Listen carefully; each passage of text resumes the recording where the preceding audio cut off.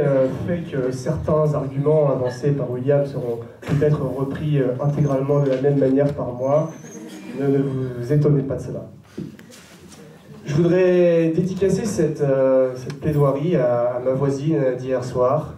TGV 6678, voiture 7, place 102. Elle s'appelait Janine.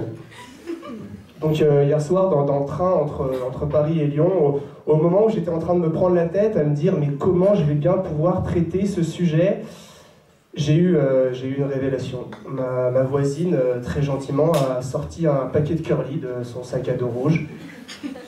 Avec des yeux doux, elle me l'a tendu et poliment j'ai refusé. Elle a répété l'opération avec les deux autres personnes qui formaient le carré avec moi. Eux aussi ont refusé. Une autre personne dans le train a sorti un paquet de chipster et l'a partagé tranquillement avec son ami. Jusque-là, tout va bien. Et puis tout d'un coup, j'ai réfléchi et je me suis dit qu'avec leur forme elliptique, les chipsters avaient quelque chose de frisbee. Et que les curly, ces espèces de bâtons de cacahuètes soufflés légèrement incurvés, avaient tout de mini boomerangs comestibles. Coïncidence? Je ne crois pas. De toute façon, j'avais plus le temps, il fallait que j'embraye. Du coup, ce que j'ai envie de vous dire ce soir, c'est que le boomerang est aux objets volants ce que le curly est au biscuit apéro, la marque de la solitude. Je vais donc vous montrer un peu plus sérieusement, que le boomerang est à la fois le témoin, le facteur et le symbole des sans-amis. Alors on va commencer par le témoin. Pour préparer cette plaidoirie, je me suis dit je vais faire ça sérieusement. Je suis allé sur Facebook. Là, sur Facebook, j'ai trouvé un groupe avec 15 000 likes. Donc 15 000 likes, c'est le nombre de likes auquel j'ai fantasmé pendant un mois et demi pendant ma campagne. Moi, j'étais avec mes 500 pauvres likes. Donc 15 000 likes qui reprenaient exactement le titre du sujet. Donc j'ai remarqué que les personnes de Verbatim avaient une grande imagination pour trouver le sujet. Et les personnes, les administrateurs de ce groupe, pour faire vivre leur groupe, avec leurs 15 000 likes, donc beaucoup de suiveurs, mettaient des petites blagues ou des petites images. Et j'ai remarqué avec un petit sourire narquois qu'ils avaient un ou deux malheureux likes de compassion à chaque fois. Je me suis dit qu'ils avaient finalement pris en pleine face le boomerang qu'ils avaient eux-mêmes lancé. Mais surtout, je sais vraiment pas comment, j'ai atterri sur le site de la Fédération française de boomerang. Et là, j'ai compris. C'est-à-dire que, figurez-vous que le record de France, juste de France, d'endurance, qui a été établi il y a 15 ans par un Dijonnais, est de 80 rattrapages de boomerang en 5 minutes. C'est-à-dire 1 toutes les 4 secondes. Alors, vous pouvez me faire dire ce que vous voulez, et j'ai absolument rien contre les Dijonnais, mais si ce gars-là a réussi à avoir ce score, c'est vraiment qu'il n'avait rien à faire et personne à voir. Parce que 1 rattrapage toutes les 4 secondes, c'est vraiment abusé. Du coup, je me dis que le simple fait de jouer au boomerang, pour un individu, ça prouve son appartenance finalement à la caste des sans-amis. Il est tellement seul qu'il est pire qu'un chien, c'est-à-dire qu'il est obligé de lancer et de rattraper lui-même ses nonos. Et grâce à Serge Gainsbourg, dont notre ami William nous a fait profiter de la merveilleuse chanson, merci d'avoir spoilé mon intervention, grâce à Serge Gainsbourg, j'ai découvert une seconde caste, une seconde catégorie de personnes sans amis avec le boomerang, c'est les désespérés. En effet, le boomerang est un signe de désespoir. Le désespoir de l'amoureux qui voit partir son amour, ou de l'homme célèbre qui a tutoyé la gloire et qui retombe dans l'anonymat.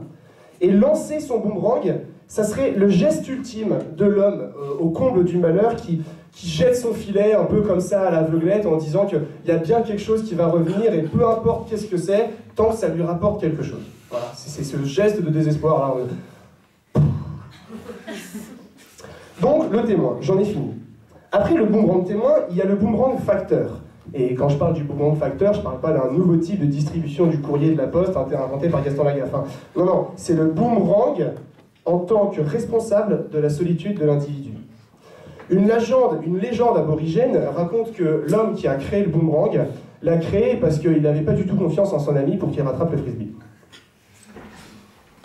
Du coup, je me suis dit que le gars qui joue au boomerang, en fait, c'est celui qui a le melon. Celui qui a une énorme pastèque, désolé William, une énorme pastèque et qui fait pas du tout confiance en ses amis et qui préfère jouer tout seul. Bon, pourquoi pas? Mais du coup, c'est celui qui applique finalement l'adage « on n'est jamais mieux servi que par soi-même », il va jusqu'au bout et quand il y a ses amis qui sont en train de jouer au frisbee, lui s'exclut volontairement du groupe.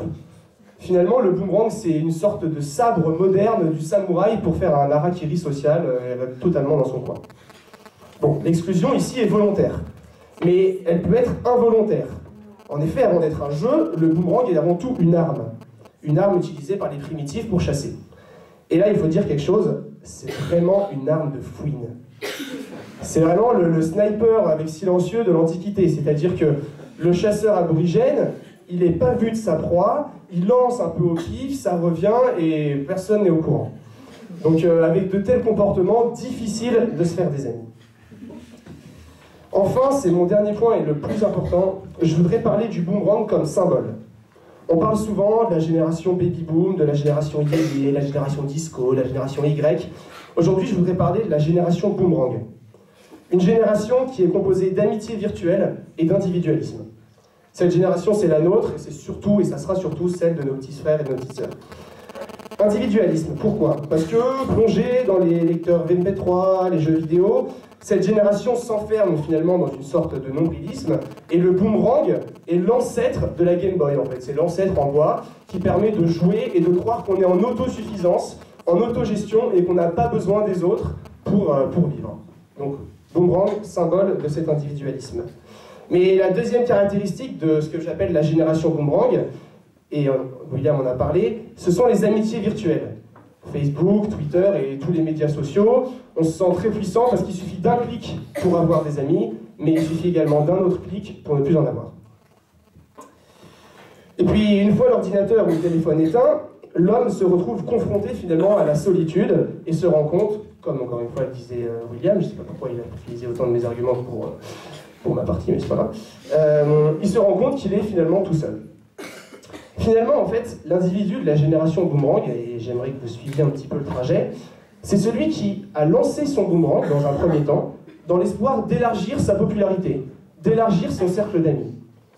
Donc, dans la première partie du processus, le boomerang accélère, et il va chercher des amis de plus en plus loin, brasser de plus en plus de connaissances, pour arriver au top, point culminant du trajet du boomerang, là, au top de la popularité, 12 000 amis sur Facebook, invités partout. Et puis petit à petit, le boomerang redescend, les amitiés qui étaient sans racines se brisent, et il revient dans les mains du lanceur qui se retrouve tout seul, tout bête. Oui, j'ai pas fait beaucoup rire, mais c'était pour expliquer mon point.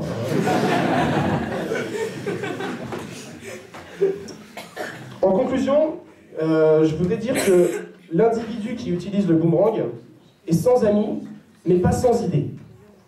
Au lieu de sombrer dans une solitude un peu destructrice, il va tromper l'ennui et le manque d'altérité grâce au stratagème qu'est le boomerang. En fait, à chaque lancer, il s'offre le droit de rêver que pour une fois, ce bâton incurvé ne va pas revenir vide, que cette fois-ci, il ne sera plus tout seul, mais qu'il va revenir avec quelque chose.